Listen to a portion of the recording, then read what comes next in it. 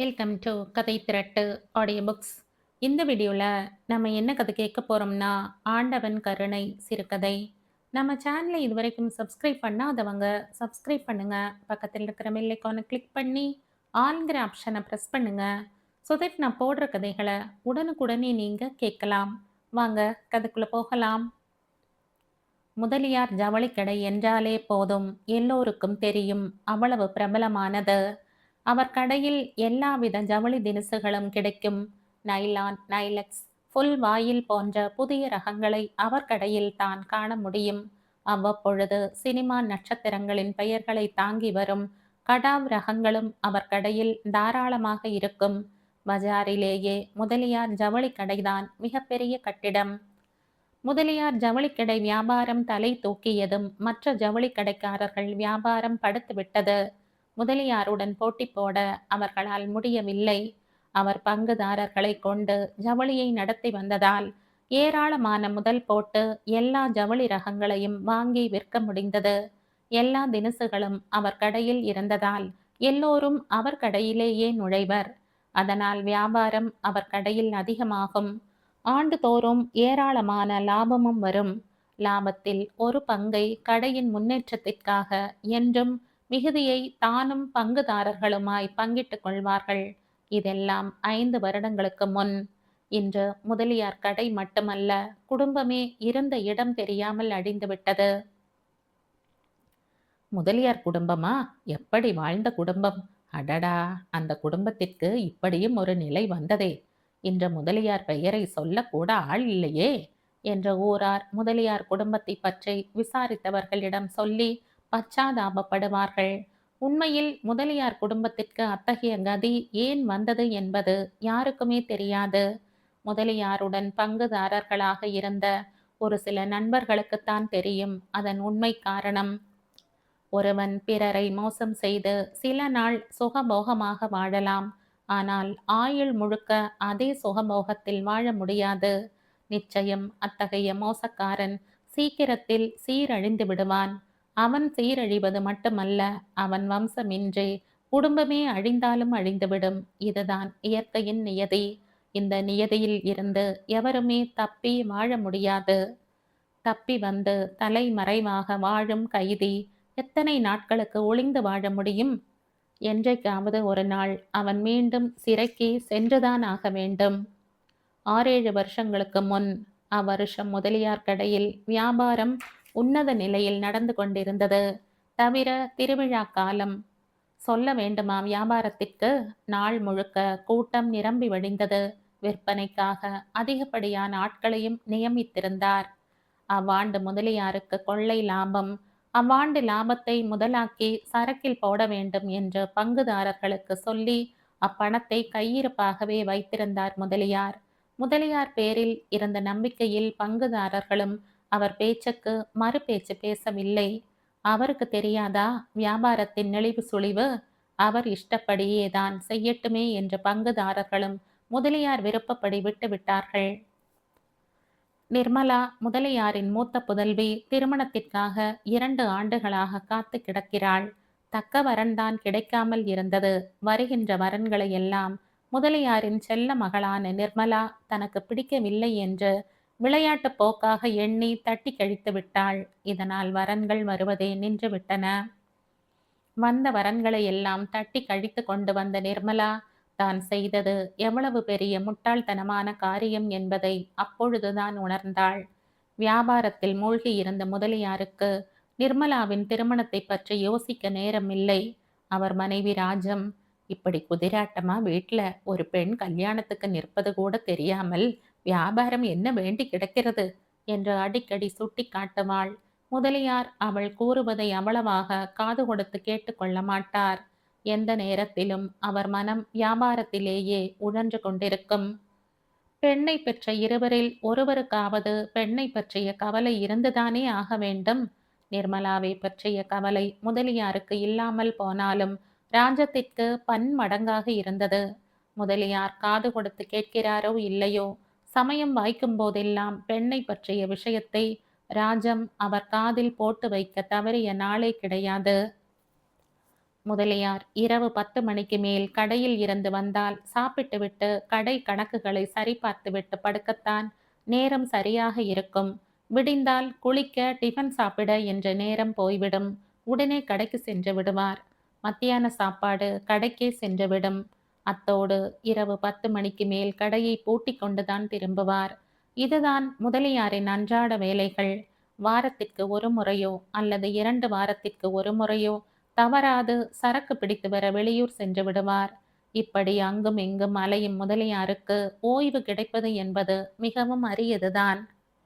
ஞாயிற்றுக்கிழமை விடுமுறை என்பது அவரை பொறுத்தவரையில் பொருள் அற்றதுதான். அன்றுதான் இல்லாத கடை கணக்குகளை எல்லாம் எடுத்து போட்டுக்கொண்டு குழப்பிக் கொண்டிருப்பார். அப்படி இல்லை என்றால் நண்பர்களுடன் சீட்டு கச்சேரியை தொடங்கி விடுவார். ஆட்டத்தில் உட்கார்ந்து சூடு பிடித்து விட்டால் அவர் எழுவது என்பது அசாத்தியம். சாப்பிடுவதற்கு கூட கீழே இறங்க மாட்டார். ஆட்ட மும்முரத்தில் மணி ஆவதே தெரியாது. காலை 8 மணிக்கு ஆட்டத்தை தொடங்கினால் நிச்சயம் 4 மணிக்கு ஆட்டத்தை முடித்து கொண்டு சாப்பிட வருவார். ஏனென்றால் 4:30 மணிக்கு ஹோட்டலில் டிஃபன் சாப்பிட்டாகணுமே. அப்படி ஒரு வழக்கம் படிந்து விட்டிருந்தது. அடுத்தபடி ஏதாவது ஒரு சினிமா. அநேகமாக இந்த விதமாகத்தான் ஞாயிற்றுக்கிழமைகள் கழியும். பொதுவாக எந்தவித மாற்றமும் இதில் இருக்காது. இம்மாதிரியான வாழ்க்கை நடத்துபவரிடம் சமயம் அறிந்து பெண் விஷயத்தை பற்றி காதில் போட வேண்டுமென்றால் எவ்வளவு கஷ்டம் என்பது அவர் மனைவி ராஜத்திற்குத்தான் முழுக்க முழுக்க தெரியும். அப்படித்தான் கஷ்டப்பட்டு நேரம் காலம் சமயா சந்தர்ப்பம் அறிந்து அவர் காதில் போட்டாலும் அவர் பொருட்படுத்துகிறாரா என்றால் அதுதான் கிடையாது. காதில் போட்டுக்கொள்வது போல நடிக்கும் பாவனையோடு சரி, அத்துடன் அதை மறந்து விடுவார். மீண்டும் நினைக்க அவருக்குத்தான் நேரம் ஏது? பெண் விஷயம் பற்றி முதலியாரிடம் சொல்லி சொல்லி ராஜத்திற்கே சலித்து விட்டது. அவன் மனசு வைத்தால் தானாக நடந்துவிட்டு செல்லும். அவன் விருப்பம் இல்லாத போது யார்தான் கச்சை கட்டிக்கொண்டு எவ்வளவுதான் எடுப்பு எடுத்தாலும் காரியம் கைகூடுமா என்ன? அவன் அன்றி ஓர் அணுவும் அசையாது. கடைசியாக இம்முடிவுக்கு வந்துவிட்டாள் ராஜம். பெண்ணை பற்றிய பாரத்தை குல தெய்வமான முருகப்பெருமான் மீது போட்டு விட்டதால் அவளுக்கு இப்பொழுதெல்லாம் எந்தவித கவலையும் கிடையாது. ராஜம் பெண் விஷயத்தை பற்றி முதலியாரின் மேல் பாரத்தை போடாது முருகன் மேல் பாரத்தை போட்டதாலோ என்னவோ அந்த ஆண்டு நிர்மலாவுக்கு ஒரு தகுந்த வரன் வந்தது. ஏறக்குறைய அது முடிந்துவிடும் என்ற நிலையில் இருந்தது. ராஜமும் கொஞ்சம் சிரத்தை எடுத்துக்கொண்டு முதலியாரை தூண்டி கல்யாணத்தை முடித்து விடுவதில் முனைந்தாள். முதலியார் தன் செல்ல ஒரே பெண்ணின் திருமணத்தை வெகு தடபுடலாக நடத்தினார். ஊர் முழுவதும் 1 மாதம் வரை முதலியார் வீட்டு திருமணத்தை பற்றிய பேச்சாகவே இருந்தது. முதலியாருக்கு நிர்மலா ஒரே பெண். வெகு நாட்கள் குழந்தையே இல்லாமல் இருந்து தெய்வத்தை எல்லாம் வேண்டிக் கொண்ட பிறகு பிறந்த குழந்தை. தெய்வம் தந்த குழந்தையான நிர்மலா வெகு செல்லமாக தன் இஷ்டப்படி வளர்ந்து வந்தாள். நிர்மலாவுக்கு எந்த குறையும் ஏற்படாமல் வெகு விமர்சையாகவே கல்யாணத்தை நடத்தினார் முதலியார். தவிர அந்த சமயத்தில் கடையில் லாபமாக வந்த தொகை வேறு கையிருப்பாக இருந்தது. அதை தாராளமாக கல்யாண செலவில் வளாவி விட்டார். அச்சமயத்தில் பின்னால் எப்படி கடை பணத்தை அடைப்பது என்றே யோசிக்கவில்லை. மெல்ல மெல்ல முதலியார் கடை பணத்தை எல்லாம் தன் பெண் கல்யாணத்தில் செலவு செய்து விட்டார் என்ற செய்தி பங்குதாரர்களுக்கெல்லாம் தெரிந்துவிட்டது. அவர்கள் மனம் அவர் செய்கையை தவறாகவே எடை போட்டது. திருமணத்தை முன்னிட்டுதான் முதலியார் அவ்வாண்டு லாபத்தை வழக்கம் போல் பிரித்து கொடுக்கவில்லை என்றும் லாபத்தை முதலாக போடலாம் என்று சொன்னது பங்குதாரர்களின் வாயை அடைக்கவே என்றும் பங்குதாரர்கள் அனைவரும் ஒருமுகமாக எண்ணினர்.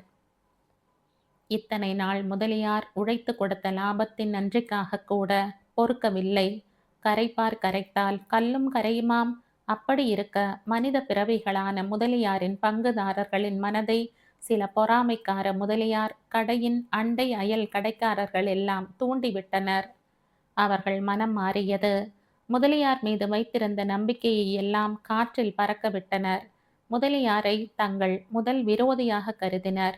தாங்கள் போட்ட முதலையும் லாபத்தையும் உடனடியாக பிரித்து கொள்ள வேண்டும் என்ற ஏகோபித்த முடிவுக்கு வந்துவிட்டனர். இந்த செய்தி முதலியாரின் காதுக்கு எட்டியது. அச்சமயத்தில் அவர் அடைந்த துயரம் இவ்வளவு அவ்வளவு அன்று. பங்குதாரர்கள் வந்து தங்கள் பங்கையும் லாபத்தையும் பிரித்து கொண்டு சென்று விட்டால் அவருக்கென்று தங்குவது ஒன்றுமே இல்லை.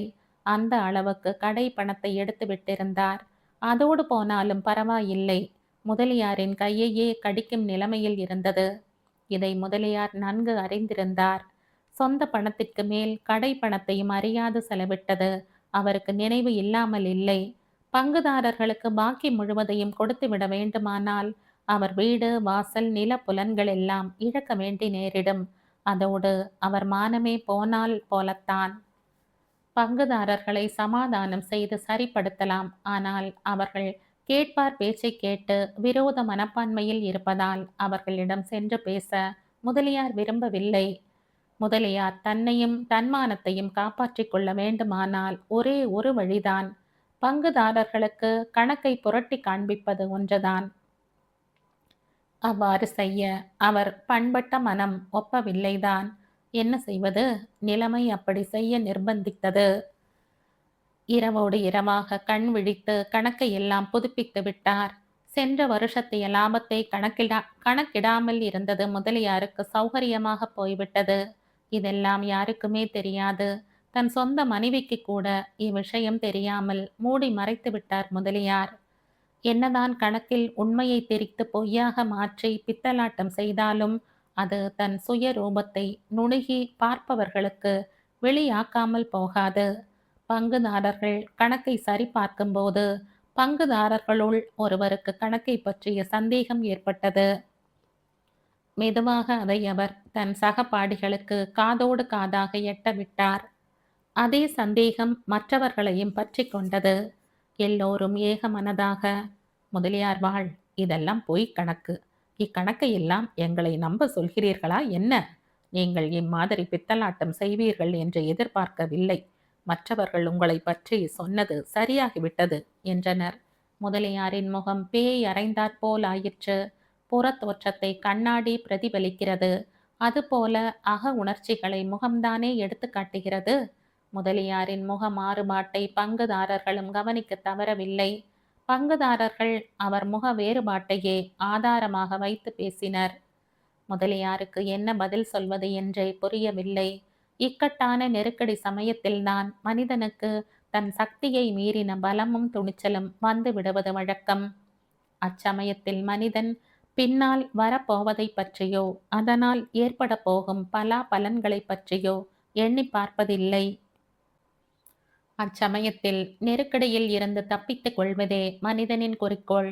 ஆகையால் எதுவும் செய்ய தயங்க மாட்டான். முதலியாரும் அத்தகைய முடிவுக்குத்தான் வந்தார். இதுவரையில் பொய்யே சொல்லி அறியாத அவர் தன் மனசாட்சியையும் தெய்வ நம்பிக்கையையும் மீறி பொய் சொல்ல துணிந்து விட்டார். எப்படியும் வாழ்ந்தாக வேண்டுமென்ற ஓர் உணர்ச்சிதான் அத்தகைய நிலைக்கு கொண்டு வந்தது.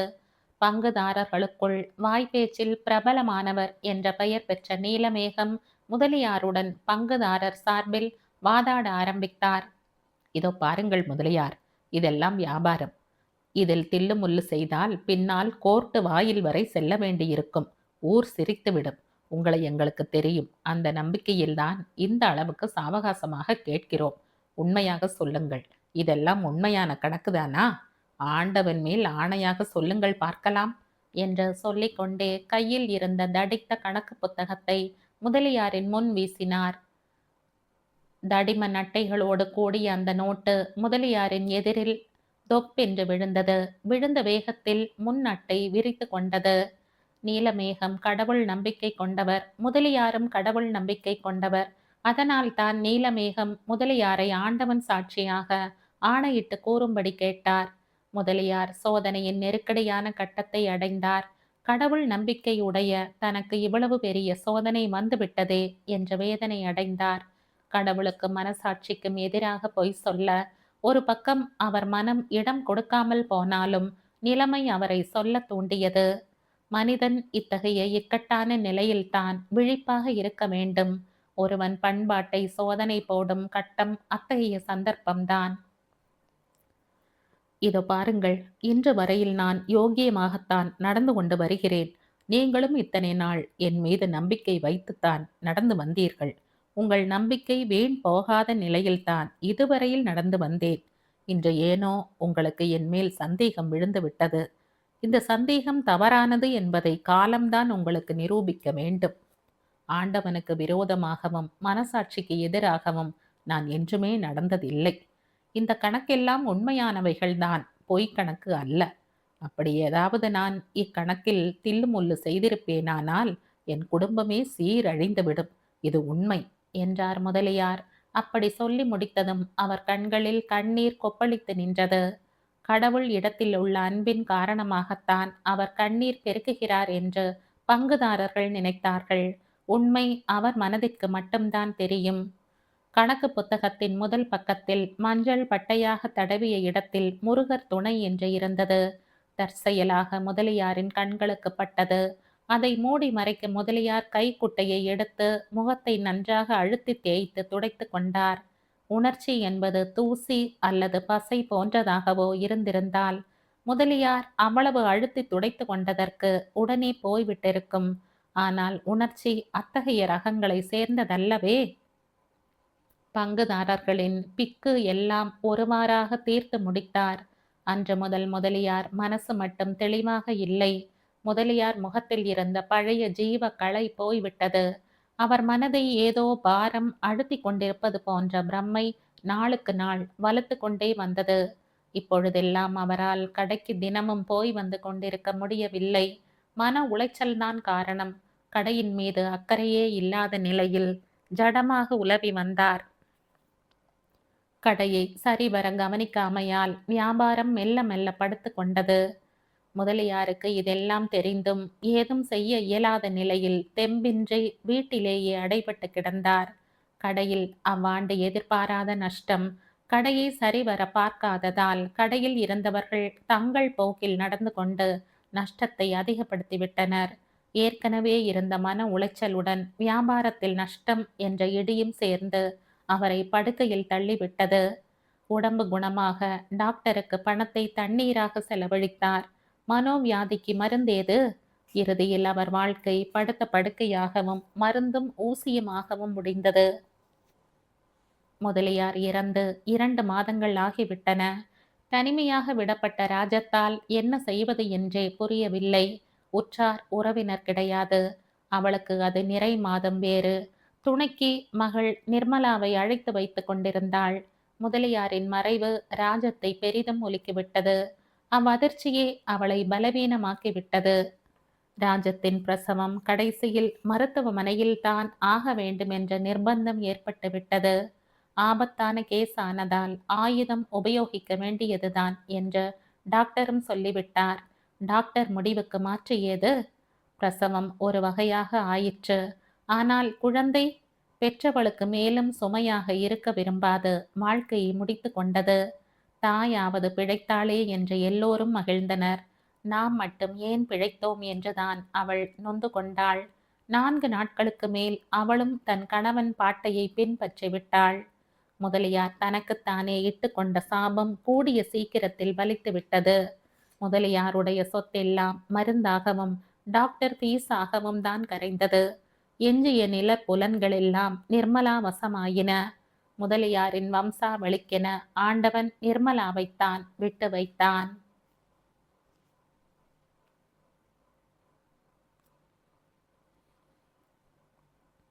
இதோடு இந்த கதை முடியுது. இந்த கதை உங்களுக்கு பிடிச்சிருந்தா லைக் பண்ணுங்க, ஷேர் பண்ணுங்க, சப்ஸ்கிரைப் பண்ணுங்க. மற்றும் ஒரு இன்ட்ரெஸ்டிங்கான கதையோட அடுத்த வீடியோவில் சந்திப்போம். பாய். தேங்க்யூ.